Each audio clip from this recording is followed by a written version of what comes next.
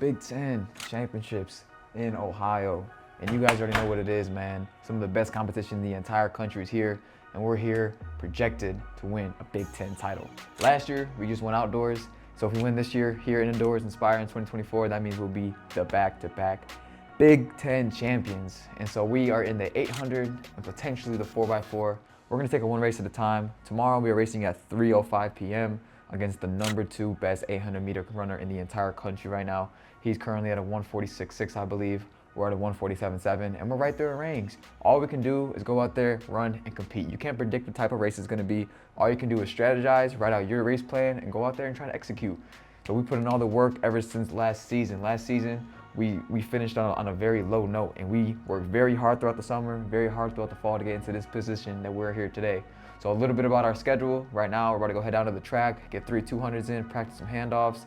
After that, chill out for the rest of the day, and then tomorrow's showtime. Tomorrow, all we are worried about is making that final. If we can get our NCAA qualifier mark 2, that'll be the cherry on top, but all we care about is making it to Saturday. And on Saturday, we're gonna attempt to become a Big Ten champion. This is gonna be an amazing vlog. Let's go!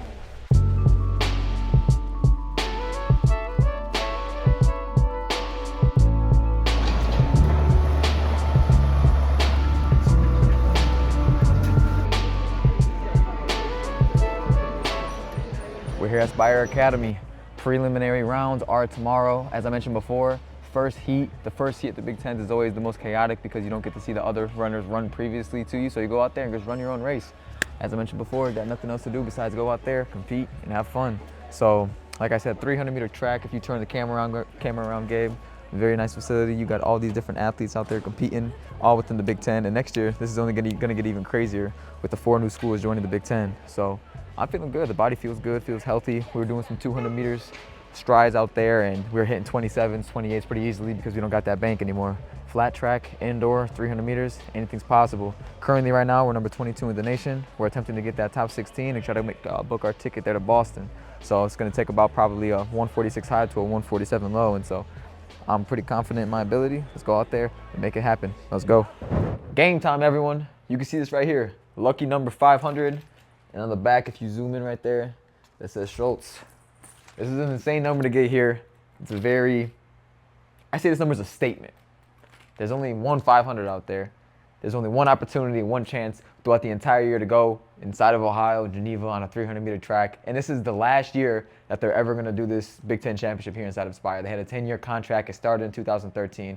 2024 is the last year.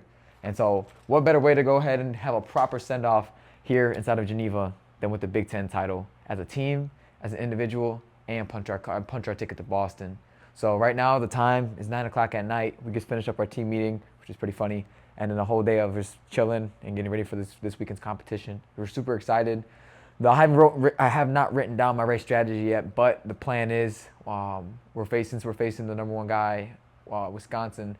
We're gonna get out. We're gonna treat tomorrow as if it is the final. There's no other choice where we're gonna jog the first 400, jog the first last 200, or just random stuff. We're gonna treat tomorrow like a full-on competition, like a full-on war. There's some prelims and some competitions where you're able to go in and go out and just chill out the whole entire race. But tomorrow's, I don't have that opportunity, that chance. I'm treating tomorrow like my life depends on it, honestly. Now that doesn't mean I'm gonna get out crazy or my adrenaline superhero. I'm not gonna get too locked in where I'm here. I'm just gonna show right in the middle and do what I do best. And I always reiterate this, but I'm so serious. All you gotta go out there is compete. Gabe behind the camera, we were talking earlier, he's like, what do I gotta do tomorrow? I'm like, bro, you don't gotta break a record. You don't gotta set a new personal best or anything crazy. You just gotta go out there and compete. Don't say it out loud. Just literally go out there and compete and just feel it. Just go get into the flow state. The flow state is where you need to be as an athlete to go out there and do amazing things. So don't chase time, chase competitions, and go off your intuition and go off your feelings. So that's all I have for today's vlog, and I'll catch back with you guys tomorrow. Let's go, baby.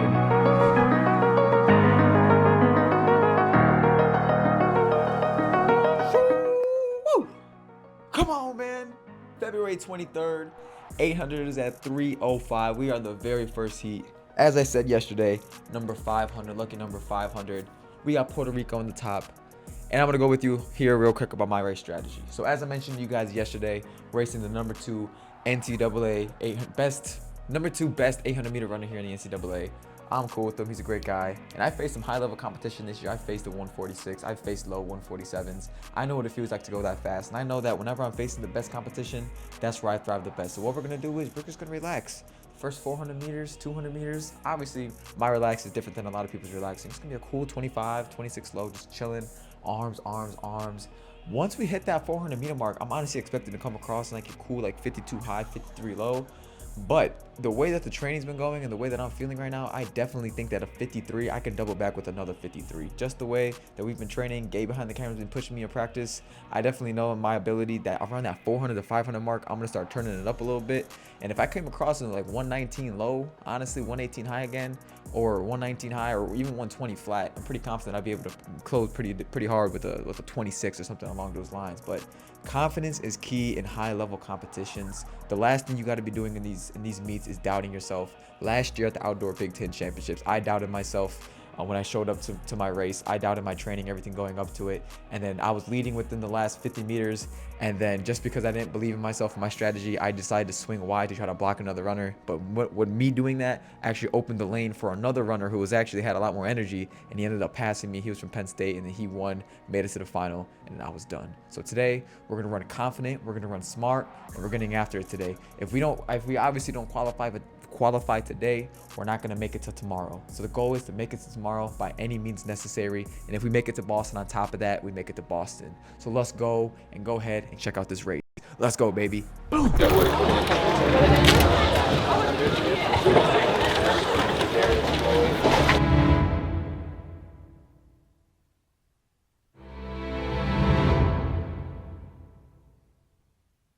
You up where you're gonna go, okay? Your break mark is at the end of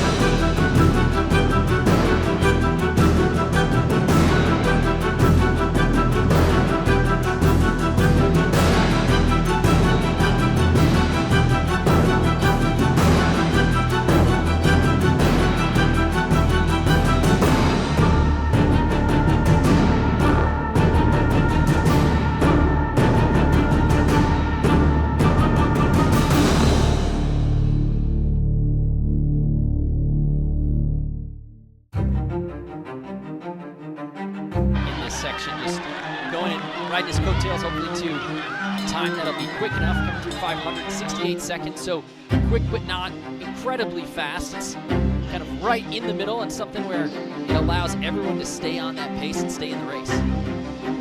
Yeah, we've got Nico Schultz sort of right up on the outside here. We've got three athletes starting to pull away.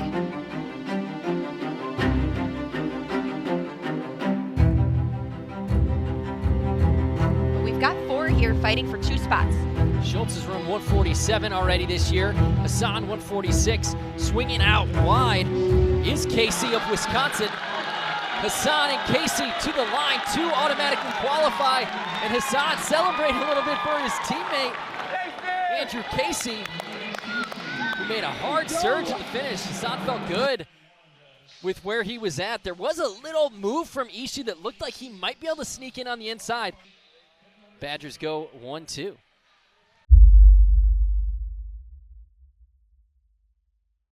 So the race from yesterday, unfortunately, we did not qualify, and a lot of amazing athletes in the past, they have to go through different failures, different setbacks, different difficulties where they were supposed to do something and they didn't accomplish it, or they were supposed to win some sort of competition and they didn't.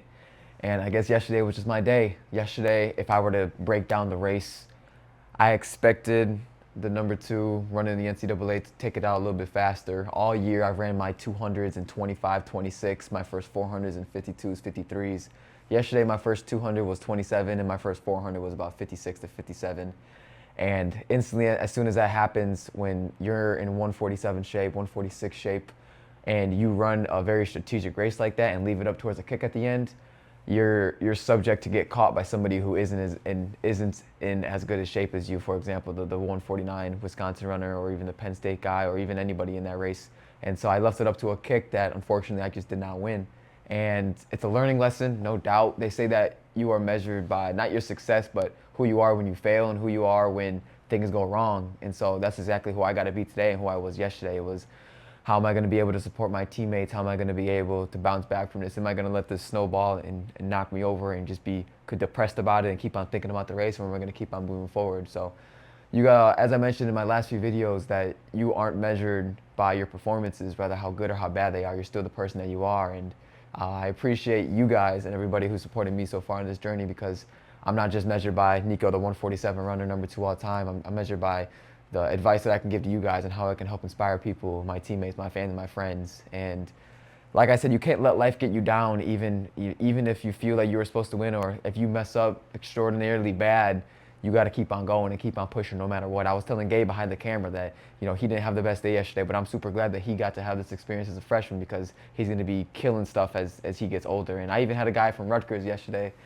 Shout out to him. He was in the 600, and right after my race, I was super frustrated, super upset, and he came up to me and he told me, he was like, yo, I know you probably don't want to hear this right now, but your videos have changed my life and have helped me get through this. And hearing somebody else talk about track, and he told me that I was going to do things bigger than anybody in the entire stadium, and that entire facility was going to do. And that really inspired me and showed me, like, wow, like, these videos are actually working, they're actually helping. And so today I'm going to do my best to be the best teammate, the best fan, the best supporter that I could possibly be. And if my coach believes in me and my ability that I deserve to be on that 4x4, we're going to go out there and kill that 4x4. So thank you guys so much for staying tuned to the channel. I know this race didn't go as planned. We obviously had ambitions and goals and aspirations to try to make it to Boston and make it to that top 16, but that's just not in our plans right now. That's not in our cards. And I'm a big believer in God, and that He puts certain obstacles in your way to make things happen. And it's pretty funny, because my mom told me after the race that she actually had a dream that I didn't make the final, and she never has dreams like that, but she actually had dreams that it was a big upset, and I didn't make it, which is pretty funny. But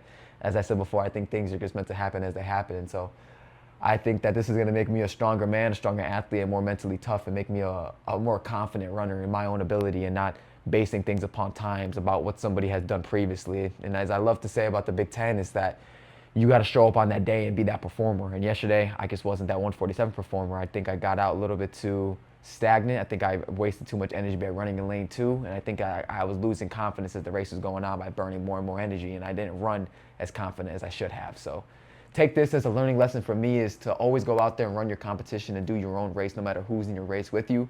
Go out there, do your absolute best, and leave it all on the track. And if you're to learn anything from me, it's that no matter what happens on that track, good, bad, or anything in between, that you as a person bring more value to this world than you ever will on that track. So that's all I got to say about this. So let's go out there, potentially try to win another ring, cheer on our teammates, and see what happens. Leave it all up to God. So let's get it, guys. Ohio State still leading the Hawkeyes. We'll go into our third exchange here down on the back stretch. Ohio State, Iowa.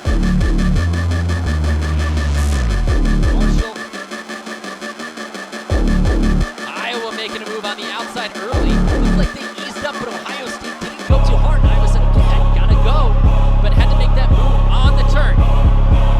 Iowa establishes position in front with a bit of an aggressive cut down. Ohio State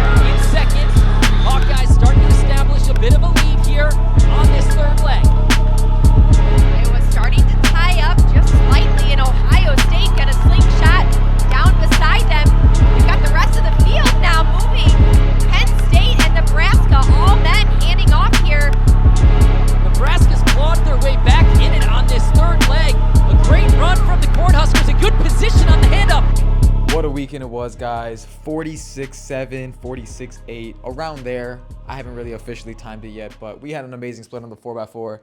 If we were to have won that race, we would have been the Big Ten champions, but unfortunately, we just did not have it for this race, and we did the best we could. You know, we made the best out of a bad situation where we didn't make the 800, and honestly, it was so painful to sit there and watch that 800-meter final because it was won in about our PR. I believe the winner was Camden Marshall from Indiana, who ended up winning the race with a 147.6 something. I believe in our PR is 147.75.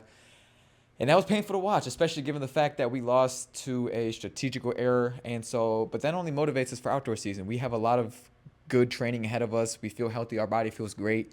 And all you can do sometimes is sit back and laugh at the cards you're given, and just it makes you hungry going into the next opportunity, the next chance that you're going to get, because you know that you put in the work, put in the time, and that you are better than what you showcased out there on the field. So today we just had to take that one on the chin, but we're going to go ahead and bounce back, man. We got about a good month of training ahead of us before we open up at Florida Relays Outdoor, where we're going to get into the invitational section and go ahead and start an outdoor season off with a bang. I see no reason as to why we could not start the season off with the 146. That's the type of shape we're in. That's the type of confidence that we have within our own ability. And then doubling out with the 46 low to 45 high on the 4x4 split. So, and it was really cool today too as well, being able to see some of the athletes and talk to them about the videos. A few guys came up to me and said that, hey man, I've been watching your videos, man. Congratulations. Like I love what you're doing. And it was super cool just hearing that from other people. So we're going to keep the videos rolling no matter what, under any circumstance, whether or not we break the world record or one of the slowest we ever ran in our entire lives, man. So this has been the Big Ten Championships, not the vlog that none of us could have ever expected. But hey, we went out there, we performed, we did the best that we could,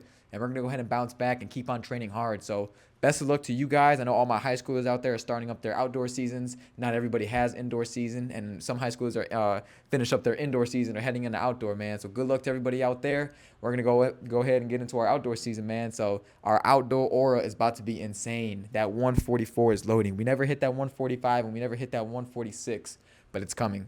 Be patient. Let's go.